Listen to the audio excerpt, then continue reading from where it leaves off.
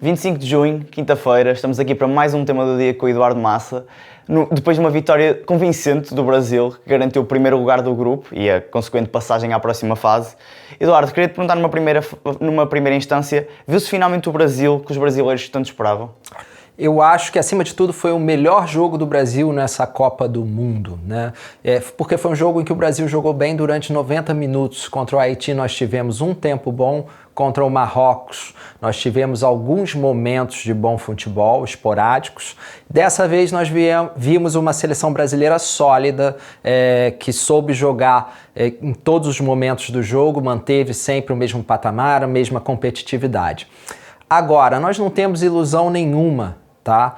Nós sabemos que essa é uma fase de grupos em que o Brasil enfrentou Haiti e Escócia, que nós esperávamos vencer, e qualquer coisa que não fosse um resultado positivo contra essas duas seleções seria um desastre. Tá? O Brasil passou em primeiro em todas as Copas desde 1978. O Brasil está acostumado a isso e o torcedor brasileiro é muito exigente. A gente vai fazer festa, mas o torcedor brasileiro talvez o torcedor mais exigente do mundo com a sua seleção. Então não tem ilusão no Brasil. As pessoas ainda vão ser críticas quanto ao futebol do Brasil, mas ao mesmo tempo aumenta um pouco a esperança, porque nós estamos vendo uma evolução durante essa Copa do Mundo de uma seleção que chegou um pouco desacreditada. Quem foram os principais destaques deste triunfo? O principal destaque, não só desse triunfo, mas desse início do Brasil na Copa do Mundo, é Vinícius Júnior. Porque se nós falamos de críticas do Brasil, ninguém talvez tenha recebido mais críticas do que o Vinícius Júnior, porque era um jogador que se esperava muito, se esperava que ele assumisse o protagonismo do Brasil, se esperava que ele fosse o Vinícius Júnior do Real Madrid. E ele nunca havia sido no Brasil nesses últimos anos e não faltaram oportunidades, passou por diversos técnicos, diversos sistemas de jogo e o Vinícius Júnior nunca conseguiu ser o protagonista. Desde o primeiro jogo contra o Marrocos, ele pega a bola e ele diz: eu sou o cara, eu quero decidir essa Copa. E isso é muito importante, porque o Brasil nunca venceu uma Copa do Mundo sem ter pelo menos um protagonista. Então, o Vini Júnior é hoje o Vini Júnior que o torcedor brasileiro esperava. Se a seleção ainda não é a seleção que o brasileiro gostaria de ver, o Vini Júnior já é o Vini Júnior que o torcedor brasileiro esperava. O Vini Júnior protagonista, o Vini Júnior que busca o jogo e que decide jogos. Como é que se apresenta o Neymar no regresso aos Mundiais? O Neymar, o mais importante é ele conseguir minutos em campo, né? É conseguir tirar um pouquinho essa ansiedade de voltar a uma Copa do Mundo, né? É quebrar um pouquinho esse gelo. Neymar teve muito poucos minutos em campo, mostrou o que ele sempre mostra e ele nunca se esconde do jogo, tá? Mas ele não se esconde do jogo nesses últimos 3 anos jogando mal, porque fisicamente ele não consegue dar aquela resposta que nós esperamos do Neymar. Então o Neymar segue sendo o que se espera dele. Ele teve alguns minutos, algum lampejo de criatividade, muita movimentação, mas você percebe claramente ali que ele não está no tempo de resposta que ele tinha antes, né? Ele perde bolas às vezes fáceis, ele busca muito o jogo, mas não consegue criar o tanto de jogo que ele criava antes. Então o importante foi ele ter conseguido quebrar um pouquinho o gelo e tentar perceber se ele vai ser realmente uma opção capaz de mudar o jogo no segundo tempo, quando for preciso, ou se vai ser um peso para o Ancelotti, porque não tem ritmo de jogo suficiente para ter esse impacto no segundo tempo. Para já é muito cedo para dizer qualquer coisa. Eu acho que o mais importante foi atender um pouquinho a torcida, que também tinha ansiedade de vê-lo em campo, né, os fãs, e também o próprio Neymar, porque há certamente ali muita ansiedade envolvida, né? Nesta fase, Ancelotti tem os adeptos consigo?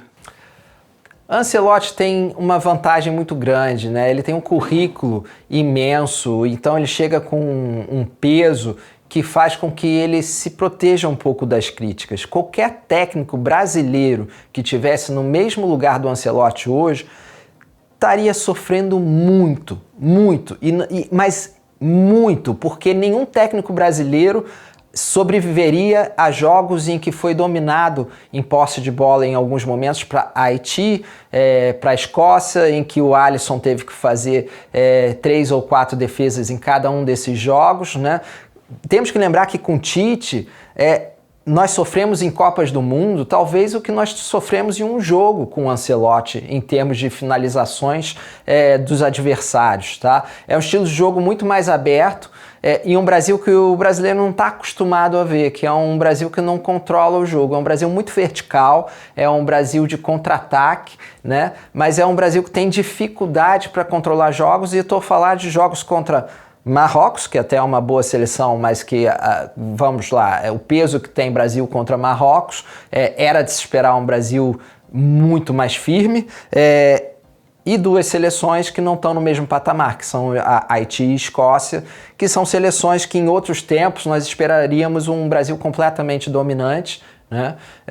E não foi assim. O Brasil jogou ontem contra a Escócia muito bem, mas cedeu diversas oportunidades para uma seleção muito fraca, uma seleção que, se o Brasil apertasse mais, poderia ter feito 5 ou 6, porque a defesa não conseguia sair com a bola da pressão do Brasil. O Brasil nem precisou forçar muito, né? Ainda tivemos um gol anulado ali numa decisão que muita gente questionou. Consideras o Brasil um dos favoritos neste lote? Eu acho que o Brasil está ali, continua no mesmo patamar que estava antes. O Brasil está entre as 6, 7 melhores seleções do mundo. Eu acho que tem uma seleção que continua sendo a grande favorita, que é a França, porque a França, essa sim, é o que nós acostumamos a ver o Brasil. Ela consegue montar 2 seleções muito fortes, né? É uma geração fantástica e é uma geração que vem encontrando sucessivamente bons jogadores, não é? Já é uma geração que dura 3 Copas.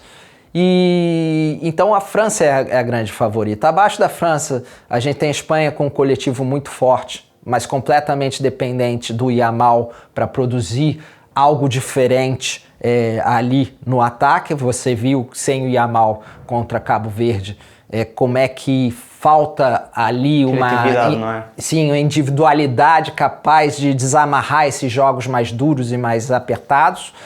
Ou seja, a Espanha já não está num patamar tão acima assim. A Argentina, que é o Messi, é uma seleção muito bem estruturada e com o Messi brilhante, mas sem o Messi, se ele se machucar ou se ele não estiver num bom dia, é uma seleção que também continua sendo forte, mas já com mais limitações, e as outras não convencem assim tanto, né? Você tem a Inglaterra, você tem Portugal, você tem a Holanda, que faz uma boa Copa, né? Um bom Mundial, mas não são seleções que estão num patamar acima do Brasil. Eu também acho que o Brasil não está acima delas. O Brasil está nesse bolo abaixo da França, abaixo um pouquinho da Espanha e da Argentina por causa do Messi, e também há de se ter respeito para o atual campeão.